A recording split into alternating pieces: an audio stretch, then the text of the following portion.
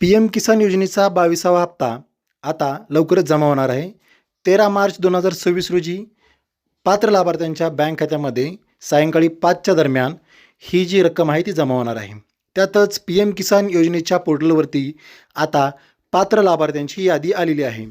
या यादीमध्ये नाव असेल तरच पी.एम. किसान योजनेचा 22वा हप्ता आपल्याला मिळणार आहे. तर ही यादी आपल्या मोबाईलवरून 2 मिनिटात कसं चेक करायचं आपण या व्हिडिओमध्ये माहिती घेणार आहोत. तत्पूर्वी या व्हिडिओ तुम्ही नवीन असाल, चॅनल अजून सबस्क्राईब केलं नसेल तर चॅनलला सबस्क्राईब करायला विसरू नका, जेणेकरून अशाच प्रकारच्या महत्त्वपूर्ण अपडेटसाठी तुम्हाला इतर कुठेही जावं लागणार नाही. तर आपल्याला जायचं आहे मोबाईल स्क्रीनवरती आणि पाहूयात 2 मिनिटांमध्ये पात्र यादी कशी पाहायची. या यादीमध्ये जर तुमचं नाव असेल तरच तुम्हाला पी.एम. किसान योजनेचा 22वा हप्ता मिळणार आहे. ही यादी कशी पाहायची चला पाहूया. तर आपल्याला गुगल सर्चवरती जायचं आहे.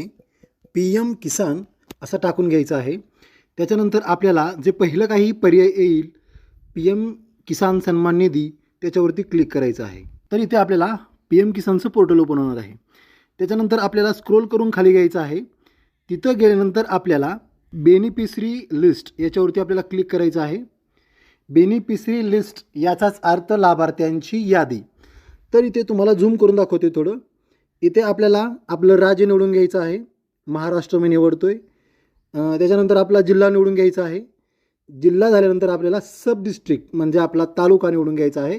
त्याच्यानंतर आपल्याला आपलं गावचं जे नाव आहे ते इथं निवडून घ्यायचं आहे. त्याच्यानंतर गेट रिपोर्ट याच्यावरती क्लिक करायचं आहे. गेट रिपोर्ट याच्यावरती क्लिक केल्यानंतर आपल्याला आपल्या गावची जी यादी आहे ती इथे तुम्हाला ओपन होणार आहे. तर अशा पद्धतीनं आपल्याला पी.एम. किसान योजनेची पात्र लाभार्थी यादी 2 मिनिटांमध्ये पाहता येते. व्हिडिओ कसा वाटला तो जरूर कळवा. परत भेटू एक उपयुक्त व्हिडिओ घेऊन. तोपर्यंत जय हिंद, जय महाराष्ट्र.